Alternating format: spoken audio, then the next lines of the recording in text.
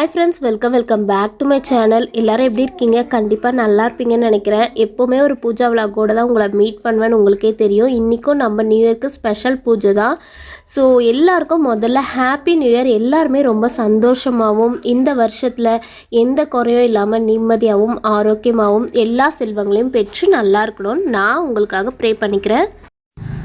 எனக்கு சப்ஸ்கிரைப் பண்ண எல்லாருக்கும் ரொம்ப ரொம்ப நன்றி ஃப்ரெண்ட்ஸ். இப்போ நம்ம எப்போவுமே வியாழக்கிழமை பூஜை பாத்திரம் தேய்ப்பேன். நான் இந்த டைம் சாட்டர்டே அன்றைக்கி தான் பூஜை பாத்திரம் வாஷ் பண்ணி வச்சுருக்கேன். சாட்டர்டே பூஜை பாத்திரம்லாம் வாஷ் பண்ணி வீட்டெல்லாம் க்ளீன் பண்ணிவிட்டு ஈவினிங் கோயிலுக்கு போயிருந்தேன். இருதயலேஸ்வரர் கோயிலுக்கு தான் போயிருந்தேன். நம்ம வீட்டு பக்கத்தில் இருக்கிற சிவன் கோவில் தான். நமக்கு வேறு நேரம் சரியில்லையா, ஸோ சனி பகவான் ஆதிக்கம் நம்மளுடைய ராசியில் இருக்கிறதுனால சாட்டர்டே ஆனால் போயிட்டு எள்ளு தீபம் போடலாம் போயிருந்தேன். இது இருதயலேஸ்வரோட பேக் சைடு வியூ தான். நல்லபடியாக போயிட்டு விளக்கெல்லாம் போட்டுட்டு மறுநாள் சண்டே காலையே ஹோட்டல் போயிட்டு டிஃபன் சாப்பிட்டு அதுக்கப்புறம் மெட்ராஸில் தம்பி இருமுடி கட்டிட்டு போகிறேன்னா அவனை வழி அனுப்பத்துக்காக நாங்கள் போயிருந்தோம். பசங்களுக்கு பரோட்டா குருமா, எனக்கு வந்து தோசை வடைக்கறி வாங்கி சாப்பிட்டுட்டு அப்புறம் கோயிலுக்கெலாம் போயிட்டு நாங்கள் பாப்பா வந்து நெய் தேங்காய் கொடுக்கணும்னு சொல்லி வேண்டுதல் இருந்தது. ஸோ பாப்பா கையில் கொடுக்கணும், அதுவும் என் தம்பிக்கிட்டே கொடுக்கணும் அப்படின்னு சொல்லிட்டு தான் நான் போனேன். இந்த கோவிலை உங்களுக்காக நான் ஏன் ஷூட் பண்ணேன்னு பார்த்தீங்கன்னா, எனக்கு கல்யாணம் ஆகிறதுக்கு முன்னாடி இங்கே பெரிய அரச மரம் இருந்தது. இந்த டைம் புயல் வந்தப்போ தான் அந்த மரம் விழுந்துடுச்சுன்னு சொன்னாங்க. ஸோ இங்கே இருக்கிற நாகக்கன்னிகளுக்கு நான் பூஜை பண்ணுவேன். தீபாவளி டைம் நாக சதுர்த்தி வரோம் இல்லையா, ஸோ பிஃபோர் மேரேஜ் இங்கே வந்து நான் போயிட்டு 21 முறை சுற்றிட்டு இவங்களுக்கு பாலாபிஷேகம் மஞ்சள் குங்குமம் வச்சு நெய்வேத்தியம் வச்சு பிரார்த்தனை பண்ணி சாமிலாம் கும்பிட்டுட்டு வருவேன். ஸோ எப்போவுமே இருமுடி பார்த்திங்கன்னா எனக்கு நினைவு தெரிஞ்ச நாள்லேருந்து இங்கே தான் இருமுடி கட்டுறாங்க, இந்த கோவிலில் தான்.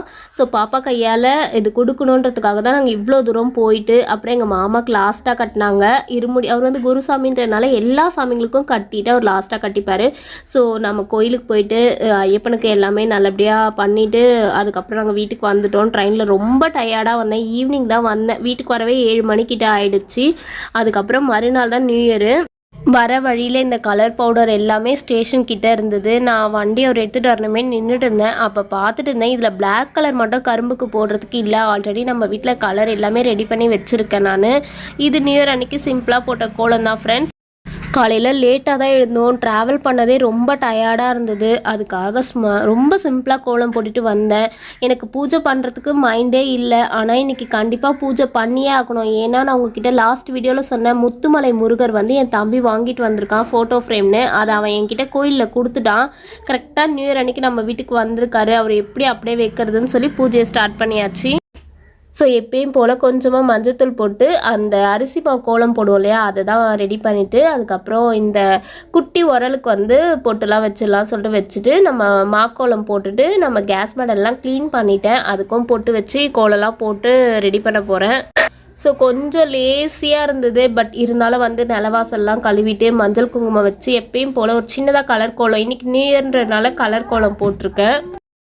எப்போவுமே நம்ம நிலவாசலில் மஞ்சள் குங்குமம் வச்சு பூவெல்லாம் போட்டு விளக்கெல்லாம் எண்ணெய் ஊற்றி எடுத்துகிட்டு வந்து வச்சுட்டு இன்றைக்கி வந்து நான் லெமன்லாம் கட் பண்ணி வைக்கல. ஏன்னா வியாழன் ஞாயிற்றுக்கிழமை வெள்ளிக்கிழமை அந்த மாதிரி டைம் தான் நான் எப்போவுமே கட் பண்ணி வைப்பேன். இந்த புது வருஷத்தில் நம்ம வீட்டில் இறந்து போன முன்னோர்களையும் குலதெய்வத்தையும் நினச்சி நம்ம பூஜை பண்ணால் ரொம்ப நல்லதுன்னு சொல்லுவாங்க. ஸோ குலதெய்வத்தோட ஆசீர்வாதத்தோடு தான் இஷ்ட தெய்வமே நம்ம வீட்டுக்கு வரும் ப்ரே பண்ணும்போது கூட.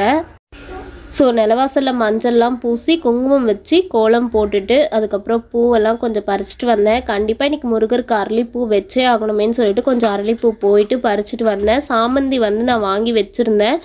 இருக்கிற பூவெல்லாம் போட்டுட்டு எனக்குமே பூ நிறைய வேணும்ன்ட்டு கொஞ்சம் வெள்ளை கலரில் செம்பருத்தி பூ கிடச்சிது செடியில், அதையும் பறிச்சிட்டு வந்து இன்றைக்கி நான் போட்டிருக்கேன். ஸோ இப்படிலாம் பூஜை பண்ணால் தான் எனக்குமே ரொம்ப மனசு வந்து ஒரு மாதிரி திருப்தியாக இருக்குது. வீடு மங்களகரமாக இருந்தால் தான். எனக்குமே ரொம்ப சோம்பேறித்தனமாக காலையிலேருந்து நான் வந்து ஃப்ரெஷ்ஷாக இருந்தேன்னா கலர் கோலம் கூட போட்டிருப்பேன். ரொம்ப உடம்பு வந்து ஒன்றும் ரொம்ப டல்லு.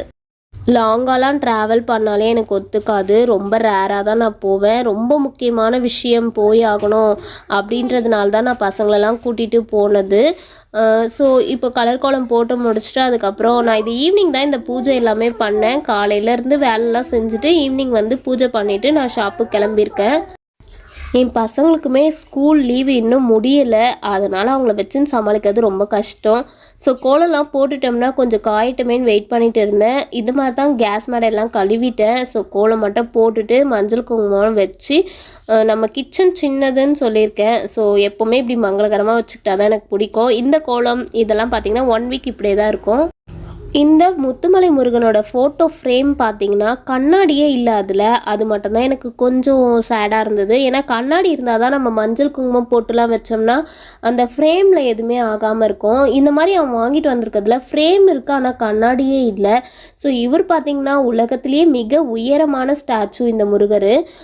இந்த நியூ இயரில் நம்ம எடுத்து வைக்கிற ஒரு அடியுமே நல்ல உயரமான ஒரு பாதையை நோக்கி நம்ம போகணும் அப்படின்னு சொல்லிட்டு தான் இவர் என் கைக்கு வந்ததுமே இன்றைக்கி நான் பூஜையை ஸ்டார்ட் பண்ணி இப்படி கும்பிட்டுருக்கேன். இன்னைக்கு லக்ஷ்மி தாயாரும் நம்மளுடைய அருள் வேணும் இல்லையா? லக்ஷ்மி தாயாரோட அருள் இருந்தால் தான் நம்மளால் எந்த உயரத்தையும் தொட முடியும். லக்ஷ்மி தாயாருக்கு என்னெல்லாம் பிடிக்கும்னு பார்த்தீங்கன்னா உப்பு, அரிசி, அதுக்கப்புறம் பார்த்தீங்கன்னா மொச்சை, இதெல்லாம் ரொம்ப பிடிச்சது. இதெல்லாம் நம்ம வீட்டில் புது வீடு போனாலுமே நம்ம இதெல்லாம் வச்சு நம்ம கும்பிடுவோம். அதே மாதிரி புது வருஷ பிறப்பு அப்படின்னா இதெல்லாம் வச்சு கும்பிடணும்னு சொல்லுவாங்க. அதுக்காக தான் இதெல்லாம் வச்சுருக்கேன் நான். மொச்சப்பயிறு, வெல்லம், மிளகாய், அரிசி, பருப்பு, உப்பு, இது ரொம்ப ரொம்ப முக்கியமான பொருட்களை வச்சு நம்ம இன்னைக்கு சாமி கும்பிடலான்னு. நெய்வேத்தியமாக திராட்சை வந்து சாமி ரூமில் வச்சுருக்கேன்.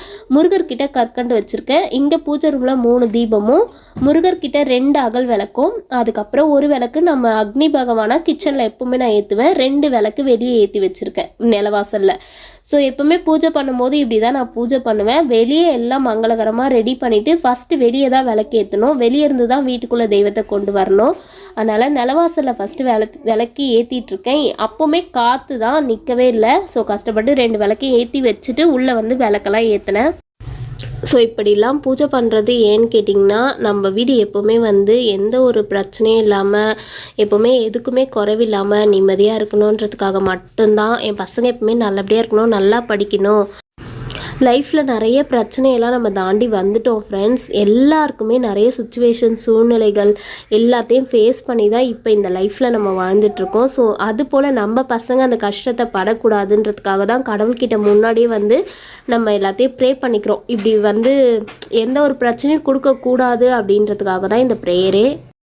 புது வருஷத்தில் எனக்கு பிடிச்ச முருகன் வந்து என் கையில் கிடச்சது எனக்கு ரொம்ப ரொம்ப சந்தோஷம். அவர் வந்ததுமே நான் நல்லபடியாக இவருக்கு நல்லா பூஜைலாம் பண்ணி சாமிலாம் கும்பிட்டுட்டேன். பட் இவரை எங்கே வைக்கிறதுன்னு தெரியல. ஏன்னா என்னோடய பூஜை ரூம் ரொம்ப சின்னதாக இருக்குது. அவருக்கான ஸ்பேஸ் நான் தேடிட்டுருக்கேன். அதனால தான் இங்கே வச்சு நான் சாமி கும்பிட்டுட்டேன். கோலம் வந்து ஸ்டார் கோலம்லாம் போட்டு அழகாக. ஸோ இவருக்கு வந்து தசங்கம், சாம்பிராணி எல்லாம் ஏற்றி சாமி கும்பிட்டுட்டேன் இன்றைக்கி. எவ்வளோ பிரச்சனை, எவ்வளோ கஷ்டம். இந்த இயர் பார்த்திங்கன்னா சனி பகவான் எனக்கு 7.5 சனி ஸ்டார்ட் ஆகிருக்கு அப்படின்னு ஒரு இது இருக்குது. ஸோ இது எல்லாத்துக்குமே பார்த்திங்கன்னா ப்ரேயர் ஒன்று மட்டும்தான் நமக்கு வந்து எந்த ஒரு ப்ராப்ளத்துலேருந்து நம்மளை காப்பாற்றோம்னு நான் நினைக்கிறேன். ஸோ எனக்கு பிடிச்ச இஷ்ட தெய்வம்னா அது முருகர் தான். அதுக்கப்புறம் எங்கள் வீட்டுக்குள்ள தெய்வம் தான் அங்காளம்மன். அதுக்கப்புறம் நான் பெருமாள் எல்லாருமே நான் கும்பிடுவேன். லக்ஷ்மி கூட நிறைய பூஜை பண்ணி சாமிலாம் கும்பிடுவேன்.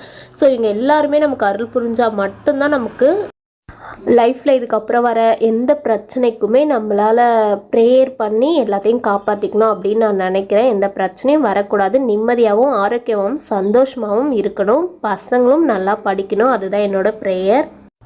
எனக்கு தெரிஞ்சு மிகப்பெரிய செல்வம் எதுன்னு பார்த்திங்கன்னா கல்வி செல்வம் தான். நம்ம நல்லா படித்து நல்ல பெரிய ஆளாய் சம்பாரிச்சோம்னா நம்ம வாழ்க்கையில் என்னெல்லாம் தேவையோ நம்மளால் வாங்க முடியும். அதுக்காக தான் நம்ம குழந்தைங்க இதுக்கப்புறம் நல்லா படிக்கணும். அவங்க மூலிமா தான் நம்மளுடைய லைஃப் நல்லபடியாக வந்து பூர்த்தி ஆகும் அப்படின்றது தான் என்னோடய ப்ரேயர். நமக்கு தான் படிப்பு சரியாக வரல, அட்லீஸ்ட் நம்ம குழந்தைங்க வந்து நல்ல ஒரு டேலண்ட்டாக நல்ல ஒரு எந்த ஃபீல்டுலையாவது ஒரு நல்ல ஒரு போஸ்டிங் போகணும் அப்படின்னு எனக்கு ஒரு ஆசை இருக்குது. ஸோ ஃப்யூச்சரில் நம்ம பார்க்கலாம் அவங்க எப்படி வருவாங்கன்ட்டு. இப்போத்துலேருந்து நான் என்னால் செய்ய முடிஞ்சது ப்ரேயர் மட்டும்தான். கடவுள்கிட்ட வந்து இப்போ ரெக்வஸ்ட் பண்ணி வைக்கிறது மட்டும்தான். பசங்களுக்கு ஒரு நல்ல எஜுகேஷன், நல்ல போஸ்டிங், நல்லபடியாக அவங்க வளர்ந்து நல்லபடியாக படிக்கணும், நல்லபடியாக வேலைக்கு போகணும், நல்லபடியாக இருக்கணும். அது மட்டும்தான். ஸோ மற்றது எல்லாமே நம்மளை தேடி தானாக வந்துடும். ஸோ இப்படி தான் நான் எப்போவுமே வேண்டிக்கிறது, ப்ரே பண்ணிக்கிறது. இன்றைக்கி புது வருஷத்தில் நம்மளுடைய கஷ்டம் எல்லாமே நம்மளை விட்டு விலகி இதுக்கப்புறம் நல்ல சந்தோஷமான வாழ்க்கை நமக்கு கிடைக்கணும், எப்போவுமே நிம்மதியான வாழ்க்கை இருந்தால் அதுவே மிக பெருசு அப்படின்னு சொல்லிட்டு பூஜை பண்ணிகிட்ருக்கோம். நிலவாசலில் பத்தி எல்லாமே எப்போவுமே காமிச்சிட்டு இன்றைக்கி நான் கற்பூரம் காற்றடிச்சாலும் பரவாயில்லன்னு வாசல்லே வச்சு ஏற்றிட்டேன். கற்பூரம் வாசலில் ஏற்றிட்டு அதுக்கப்புறம் உள்ளே கொண்டு போகலான்னு சொல்லி வெளியே வந்து நான் நம்மளுடைய முன்னோர்கள், பித்ருக்கள், காவல் தெய்வம், குலதெய்வம் எல்லாருக்கும் காமிச்சு சாமி கும்பிட்டுட்டு அதுக்கப்புறமா நம்ம உள்ளே போய் பூஜை ரூமில் நம்ம முருகர் வச்சுருக்கேன் இல்லையா கிச்சனில். ஸோ கிச்சன்லேயும் சாமிக்கு முருகர்கிட்ட எல்லாத்தையும் காமிச்சிட்டு தீபம், தூபம், ஆரத்தி எல்லாமே நான் காமிச்சிட்டேன். நிறைய பேருக்கு இந்த விஷயம் புதுசாக கூட இருக்கலாம். ஆனால் உண்மையிலே பக்தியாக ஒரு விஷயத்தை டெய்லி ஃபாலோ பண்ணும்போது அது மூலயமா நமக்கு என்னெல்லாம் நல்லது நடக்குதுன்னு நமக்கு நடக்கிற விஷயம் எல்லாம் நமக்கு மட்டும் தான் தெரியும், வேறு யாருக்கும் தெரியாது. ஸோ நம்ம பண்ணுற பூஜை மூலியமாக கூட அது நல்லதோ கெட்டதோ ஏதோ ஒன்று நம்மளை விட்டு விலகி கூட போயிருக்கும் ஒரு பிரச்சனை. ஸோ அதை நம்ம மற்றவங்க கிட்ட எக்ஸ்பிளைன் பண்ண முடியாது. நான் சாமி கும்பிட்றதுனால தான் எனக்கு இதெல்லாம் கிடைக்கிது அப்படின்னு சொல்லவும் கூடாது. அவங்கவுங்க அதை வேண்டுதல் வச்சு நம்பிக்கையோடு பிரார்த்தனை பண்ணும்போது தான் அவங்களுக்கே அந்த விஷயம் புரியும். ஸோ நீங்களும் கண்டிப்பாக பண்ணுங்கன்னு தான் நான் சொல்கிறேன். உங்களுக்கு ஒரு விஷயம் நடக்கணும்னா எந்த ஒரு கஷ்டத்தையும் நம்ம கடவுள்கிட்ட சொல்லி ப்ரே பண்ணும்போது கடவுள் கண்டிப்பாக எல்லாத்தையும் லிசன் பண்ணி நமக்கு தேவை வரும்போது கண்டிப்பாக அருள் புரிவார்னு நான் நம்புகிறேன். ஸோ இந்த விளாக் இதோட கம்ப்ளீட் பண்ணிக்கலாம் ஃப்ரெண்ட்ஸ். மறக்காமல் லைக் பண்ணி ஷேர் பண்ணி சப்ஸ்கிரைப் பண்ணிக்கோங்க. நெக்ஸ்ட் ஒரு பூஜா வீடியோவில் உங்களை மீட் பண்ணுறேன் ஃப்ரெண்ட்ஸ். மறக்காமல் நம்ம சேனலை சப்ஸ்கிரைப் பண்ண எல்லாருக்கும் திரும்பவும் நான் நன்றி சொல்லிக்கிறேன். சீக்கிரமாக நம்ம 1000 சப்ஸ்கிரைபரை ரீச் பண்ணிவிடுவோன்னு நினைக்கிறேன். முருகனோட அருளால் எப்போவுமே ஒரு நம்பிக்கை வச்சு ஒரு வேண்டுதல் வைக்கிறேன்னா கண்டிப்பாக நான் சக்ஸஸ் பண்ணிவிடுவேன். இது வரைக்கும் நான் நிறைய சக்ஸஸ் மட்டும்தான் பார்த்துருக்கேன். என்னோடய வெற்றிக்கு யாரெல்லாம் காரணம்னு நான் நெக்ஸ்ட் வீடியோவில் உங்கள் கூட ஷேர் பண்ணிக்கிறேன். தேங்க்யூ.